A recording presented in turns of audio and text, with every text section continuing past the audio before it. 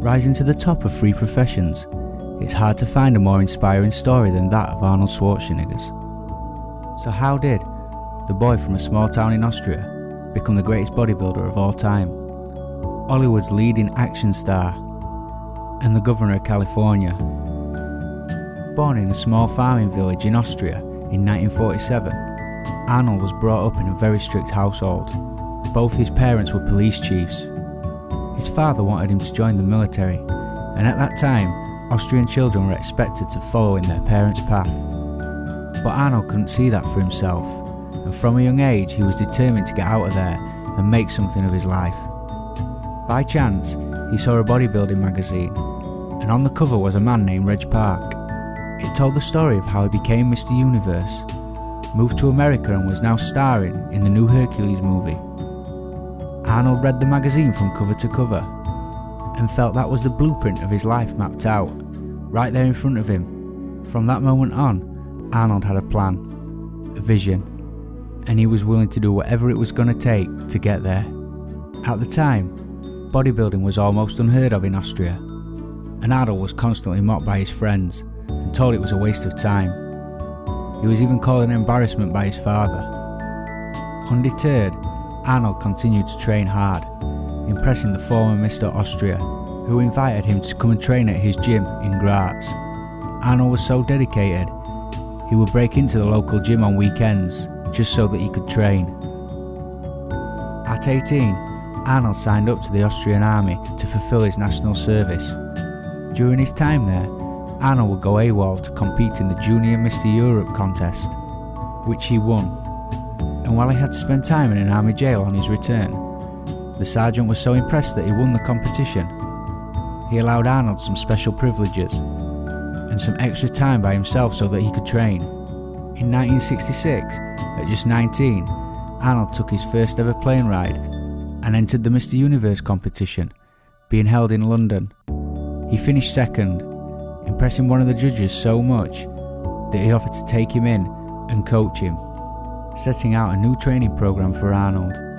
All the training paid off, and a year later, Arnold won his first Mr. Universe title, becoming the youngest ever winner at just 20 years of age. Arnold would retain his title the following year. As the rising star in bodybuilding, Arnold was invited to go and train in America and compete in bigger competitions.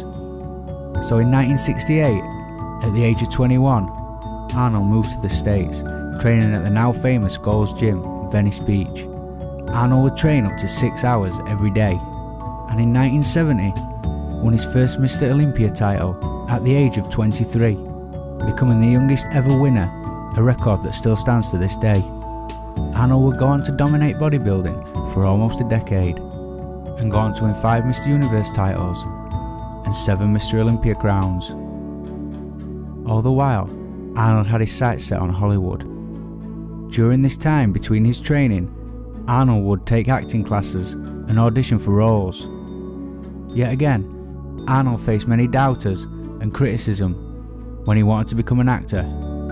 He was told he was too big, he would never make it with his terrible accent or his unpronounceable last name.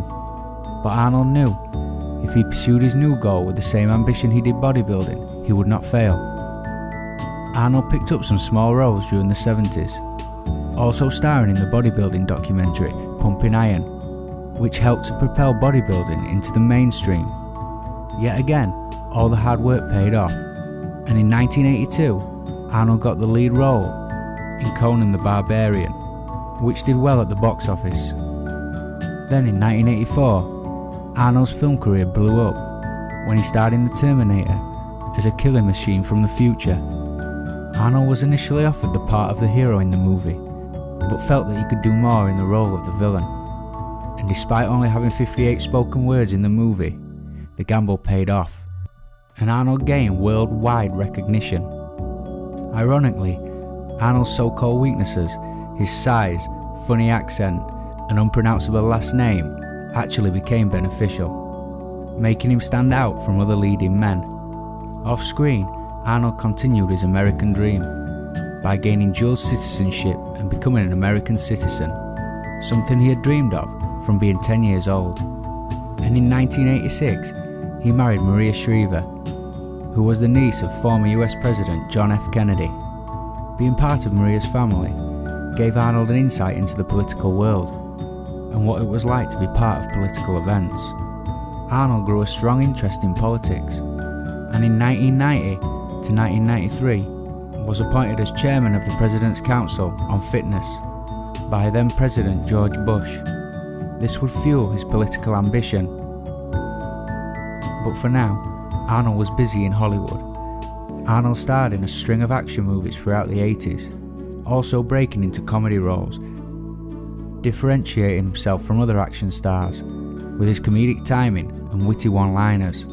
By the mid to late 90s, Arnold was commanding $25+ million per movie, a long way from the $12,000 salary he was paid to star in Hercules in New York in 1969.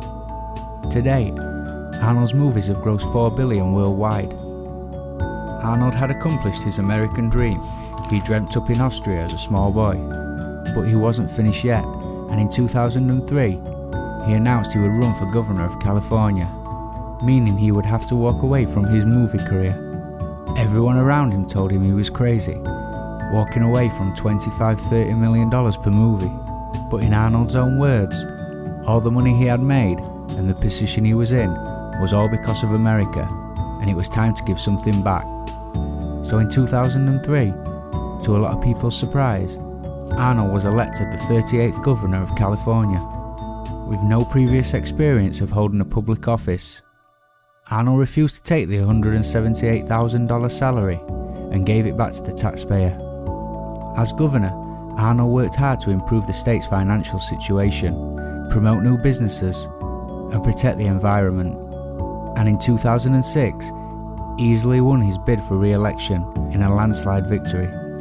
His second term in office did not run as smoothly, however. Arnold struggled to help the state through difficult financial times, having to make many difficult and unpopular decisions. Leaving office in 2011, Arnold set about reviving his movie career, starring in The Expendables 2 and reprising his role as the Terminator in Terminator Genisys, also taking over from Donald Trump on The Celebrity Apprentice. Arnold's American story seems improbable. The skinny boy from Austria went on to conquer Hollywood, but it just goes to show what is possible with a little bit of ambition and a whole lot of determination.